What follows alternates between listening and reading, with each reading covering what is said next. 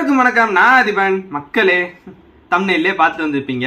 Bus, பேருந்து, ஒரு bus journey, bus பயணம் அப்படின்றது பார்த்தீங்கன்னா நம்மளோட ரொம்ப அட்டாச்சான ஒரு விஷயம்ன்றது உங்க எல்லாருக்குமே தெரியும். நம்ம விளாக்ஸ்லாம் பார்க்குறவங்களுக்கு நிறையவே தெரியும். அதிகமாக பஸ் ஜேர்னிஸ், பஸ் விளாக்ஸ் தான் பண்ணிட்டு இருக்கேன்றது.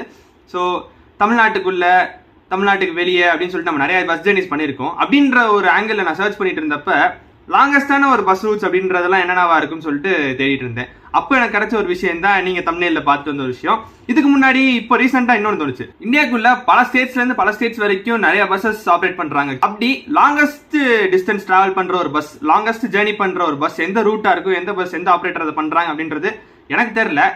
நீங்க வீடியோ பார்க்குற யாராவது உங்களுக்கு தெரியும் அப்படின்னா, பஸ் ஃபேன்ஸ் நிறைய பேர் பார்ப்பீங்க, நிறைய பேர் பார்க்குறவங்களுக்கும் மேபி தெரிஞ்சிருக்கலாம். உங்களுக்கு ஏதாவது தெரிஞ்சிச்சுன்னா அந்த லாங்கஸ்ட் ரூட் என்ன, யார் எந்த ரூட்ல ஆப்ரேட் பண்றாங்க அப்படின்றத கமெண்ட்ல சொல்லுங்க, நானும் தெரிஞ்சுக்கிறேன். ஆனா இந்த வீடியோல இருக்க கண்டென்ட் இந்தியாக்குள்ள இல்ல, வேர்ல்டு ரேஞ்சில் நம்ம பார்த்துட்டு இருக்கோம். ஸோ அதை என்னன்னு பார்க்கறதுக்கு முன்னாடி நீங்க நம்ம இன்ஸ்டாகிராம் பேஜை ஃபாலோ பண்ணலைன்னா ஃபாலோ பண்ணிக்கோங்க.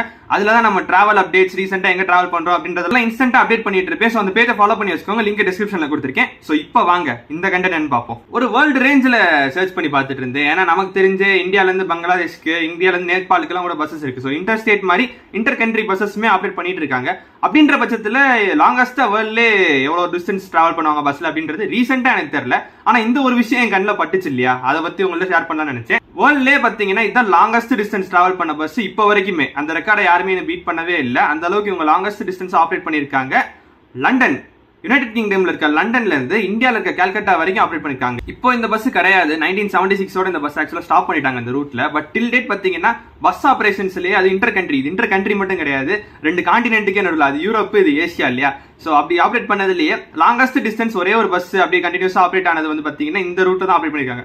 அதான் இது வந்து பாத்தீங்கன்னா இந்த லண்டன் கல்கட்டா சர்வீஸ் அப்படின்ற மாதிரி சொல்றாங்க. இந்த லண்டன்ல இருந்து ஸ்டார்ட் பண்ணி கல்கட்டா வரைக்கும் வர பஸ் ஆப்ரேட் பண்ணது யாருன்னு பாத்தீங்கன்னா ஆல்பர்ட் டிராவல் அப்படின்னு சொல்லிட்டு ஒரு கம்பெனி ஆப்ரேட் பண்ணிருக்காங்க. இதை பஸ் ஸ்டார்ட் பண்ணது பாத்தீங்கன்னா 1957 ஆரம்பிச்சிருக்காங்க. ஆனா 1976 வந்து பாத்தீங்கன்னா ஸ்டாப் பண்ணிட்டாங்க. ஸோ இவங்க லண்டன்ல இருந்து இந்தியாவுக்கு, ஆச்சரியமா இருக்குல்ல பாக்குறதுக்கு. ஸோ லண்டன்ல இருந்து இந்தியாவுக்கு ரூல் ஸ்ட்ரெச் ரோடுவேஸ்லேயே கனெக்ட் பண்ணி வருவாங்க. ஸோ பல கண்ட்ரீஸை கிராஸ் பண்ணி வர மாதிரி தான் இருக்கும். அந்த ரூட்டே ஆக்சுவலா இன்ட்ரெஸ்டிங்கா இருக்கும். உங்களுக்கு காட்டுற இதில் பாருங்க. இந்த ரூட்டுக்கு வந்து பாத்தீங்கன்னா ஹிப்பி ரூட் அப்படின்னு சொல்லிட்டு பேர் வச்சிருக்காங்க. ஸோ இதெல்லாம் எங்க யூரோப்ல இருக்க லண்டன், கோப்பன்ஹாகன், அதுக்கப்புறம் மிலான், இந்த ஏரியாலாம் ஸ்டார்ட் பண்றாங்க. அங்க இருந்து ஸ்ட்ரெயிட்டா பாத்தீங்கன்னா இஸ்தான்புல் இங்கே கனெக்ட் ஆகுது. அங்க இருந்து டெஹ்ரான், ஹேராத், கந்தஹார், காபுல், லாகூர், அப்படியே அங்கிருந்து நார்த் வெஸ்டர்ன் இந்தியா வழியா உள்ள வரும். அங்கேருந்து டெல்லி வந்துட்டு, டெல்லியிலேருந்து நம்ம எவ்ரிவேர் கனெக்ஷன். அந்த பஸ் வந்து பார்த்தீங்கன்னா இந்த கல்கட்டா ரூட். ஸோ கல்கட்டாக்கு போகிற மாதிரி இந்த சைடு வருது. அதுக்கப்புறம் கூட கனெக்ஷன் இருக்குங்க, தாக்கா, பேங்காக் அப்படின்ற ஏரியாலாம் இருக்கு. இந்த ரூட்ல தான் இந்த பஸ் வந்திருக்கு. லண்டன்ல இருந்து இந்தியா வர்றதும் சரி, இந்தியாவிலேருந்து திருப்பி லண்டன் போகிறதும் சரி, அத்தனை வருஷம் ஆப்ரேஷன்ல இருந்தப்ப இத்தனை கண்ட்ரீஸை கிராஸ் பண்ணி இந்த ரூட்ல தான் வந்து போயிருக்காங்க. சரி, ரூட் ஓகே. டிராவல் பண்ணால் எவ்வளோ டைம் எடுக்கும் பஸ்ஸில் ரோடு வழியாக வந்தா? 50 நாளுக்கு மேலே ஆகுமா? அங்கே ஒரு அந்த இடத்துல லண்டனில் ஸ்டார்ட் பண்ணி இந்தியா வர்றதுக்கு ஆக்சுவலாக அந்த டைமில் அந்த பஸ்ஸில் ட்ராவல் பண்ணப்போ 50 டேஸ்க்கு மேலே ஆகும் போல். இப்போ கரண்ட்டாக பார்த்தீங்கன்னா சென்னையிலேருந்து லண்டனுக்கு ஒரு ஃப்ளைட் ஆப்ரேட் பண்ணுறாங்க. ஃப்ளைட்டையும் கொஞ்சம் ட்ராக் பண்ணிட்டு இருப்பேன், சென்னையில் என்னென்ன இருக்குன்னு சொல்லிட்டு. ஸோ சென்னையிலேருந்து லண்டனுக்கு ஒரு ஃப்ளைட் ஆப்ரேட் பண்ணுறாங்கன்னு தெரியும். பிரிட்டிஷ் ஏர்வேஸோட ஃப்ளைட் ஒன்று இருக்குது. அப்ராக்சிமேட்டாக 10 ஹவர்ஸ்லேருந்து 12 ஹவர்ஸ்க்குள்ள எடுத்துக்கும் இங்கே சென்னையிலேருந்து கிளம்பி லண்டன் போகிறதுக்கு. ஸோ இந்தியாவிலேருந்து கிளம்பி லண்டன் போகிறதுக்கு 10 to 12 ஹவர்ஸ் கிட்ட எடுத்துக்கும். ஃப்ளைட்டில் ட்ராவல் பண்ணுறதுக்கு ஏர் ஸ்பேஸ் டிஸ்டன்ஸ் பார்த்தீங்கன்னா அரௌண்ட் 8000 கிலோமீட்டர்ஸ் கிட்ட இருக்கும். ஆனால் இந்த பஸ்ஸில் வந்து பார்த்தீங்கன்னா அந்த டைமில் 50 டேஸ் ஆயிருக்கு, 50 டேஸ்க்கு மேலே ஆயிருக்கு. அண்ட் டிஸ்டன்ஸும் பார்த்தீங்கன்னா அந்த கண்ட்ரீஸ் எல்லாம் ரோடுவேஸ் இல்லையா, அதனால அங்கங்கே உள்ள போய் வெளியே வர மாதிரி தான் இருக்கும். ஏர் ஸ்பேஸ் மாதிரி அவ்வளோ ஈஸியாக இருக்காது. ஸோ டிஸ்டன்ஸ் வந்துட்டு அரௌண்ட் 10,000 மைல்ஸ் கிட்ட வந்திருக்கு போல. யோசிச்சு பாருங்க, 50 நாள் பஸ்ஸுலேயே எப்படி. ஆனால் அவ்வளோ அதுவும் போர் அடிக்கும்ன்ற மாதிரி நினச்சிட்டு இருந்தோம்னா அதெல்லாம் கிடையாதுங்க. இன்னும் அதில் இருக்க ஃபெசிலிட்டிஸை பற்றி நம்ம பார்க்கல. இல்லை, இந்த பஸ்ஸில் பார்த்தீங்கன்னா அப்போவே 1957 அந்த டைம்லேயே பார்த்தீங்கன்னா ஸ்லீப்பர் பர்த்லாம் கொடுத்துருக்காங்க எல்லா பேசஞ்சர்ஸ்க்கும். கிச்சன்லாம் பஸ்லேயே வச்சிருந்துருக்காங்க. மேலே வந்து இந்த பார்க்கறதுக்கு அப்சர்வேஷன் ஃபெசிலிட்டிஸ் அதெல்லாம் நிறையா இருந்திருக்கு. உள்ள மியூசிக் சிஸ்டம்ஸ் அந்த மாதிரிலாம் வச்சிருந்துருக்காங்க. ஸோ பேசிக்காக அது வந்துட்டு சும்மா ஒரு போரிங்கான பஸ் ஜேர்னியாக இல்லாமல் கொஞ்சம் இன்ட்ரெஸ்டிங்காகவும் இருக்கும். அது இந்த இப்போ ஆலப்புழா போட் ஹவுஸ்லாம் போனோம்னா எப்படி இருக்கும், அந்த மாதிரி ஒரு இது செட்டப் பஸ்ஸில் நினச்சிக்கோங்களேன். அந்த மாதிரி இருக்கும். ஒரு போரிங்கான கண்டினியூஸ் பஸ் ஜேர்னி, அப்படியே உட்காந்த மணிக்கே போகிறோம். இப்போ நம்ம தமிழ்நாட்டுக்குள்ள இல்லை ட்ராவல் பண்ணுறோம் இல்லையா பஸ்ஸில், அப்போ அப்படியே கண்டினியூஸாக ஒரு ஊராக கிராஸ் பண்ணி போகிறோம். அந்த மாதிரி இல்லாமல் ஒரு ட்ரிப் அப்படின்ற மாதிரி நல்லா ஃபன்னா இருந்திருக்கும். ஒவ்வொரு இடத்துலயும் நம்ம போய் எல்லாத்தையும் பார்த்துட்டு அந்த மாதிரி வர்ற மாதிரி இருந்திருக்கும். மேபி அந்த 50 நாளைக்கு மேல ஆனதுமே பாத்தீங்கன்னா அந்த மாதிரி தான் இருந்திருக்கும் நினைக்கிறேன். ஒவ்வொரு கண்ட்ரிலையும் போயிட்டு உள்ள என்ன சுத்தி பார்த்துட்டு ஷாப்பிங் எல்லாம் பண்ணிட்டு வர்றாங்கன்றனால மோஸ்ட்லி அங்க ஒரு ஹாஃப் டே ஸ்பெண்ட் ஆகிற மாதிரி தான் இருக்கும். ஸோ அந்த ஹோல் ஜேர்னியுமே பாத்தீங்கன்னா மொத்தமா ஒரு டூர் போன மாதிரி தாங்க இருக்கும். ஒரு இடத்துல இறங்கி போய் பார்த்துட்டு அப்படி அந்த மாதிரி வரனால கொஞ்சம் போர் அடிக்காம நல்லா ஃபன்னா போயிருக்க மாதிரி தான் இருந்திருக்கும். இதுக்கான ஃபேர் எவ்வளவா இருந்திருக்கும் அப்படின்றது பாத்தீங்கன்னா அவங்க கண்ட்ரி ரேட்லயே கொடுத்துருக்காங்க. அதை முதல் பார்த்துடலாம். அப்போ முத ஸ்டார்ட் பண்ணாம பாத்தீங்கன்னா 1957ல ஒரு பஸ் ஜேர்னி ஃபுல்லா லண்டன்ல இருந்து கல்கட்டா வர்றதுக்கோ இல்ல கல்கட்டால இருந்து லண்டன் போறதுக்கோ ஸ்டார்ட் பண்ண டைம்ல 85 யூரோஸ் 85 யூரோஸ் வச்சிருக்காங்க.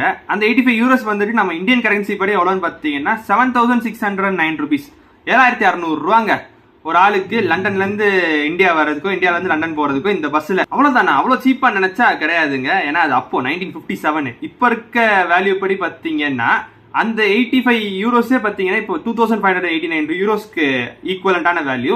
அது இந்தியன் கரன்சியில் எவ்வளோன்னு பாத்தீங்கன்னா 2,31,733 ரூபா. Bus journey from London to Calcutta.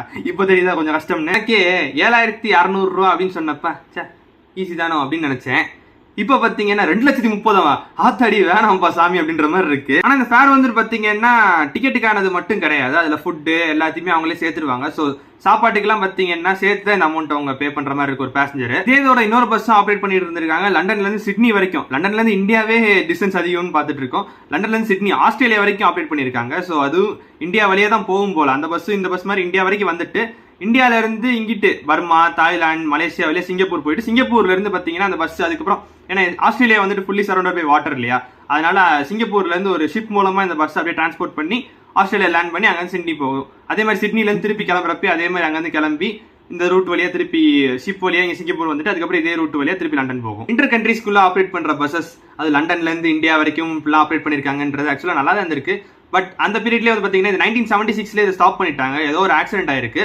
So அந்த ஒரு ஆக்சிடென்ட்னால இந்த பஸ் லண்டன்ல இருந்து இந்தியா வரைக்கும் ஆப்ரேட் பண்ணிட்டு இருந்த அந்த பஸ்ஸை ஸ்டாப் பண்ணிட்டாங்க. அதே மாதிரி இவங்களோட இன்னொரு பஸ் அந்த லண்டன்ல இருந்து சிட்னிக்கு போற பஸ் சொன்னேன் இல்லையா, அதுவுமே பாத்தீங்கன்னா ஆப்ரேஷன்ல இருந்தது இந்தியாக்குள்ள வந்து தானே போகணும். இந்தியாக்குள்ள வரதுக்கு பாகிஸ்தான் வழியா தான் உள்ள வரணும்.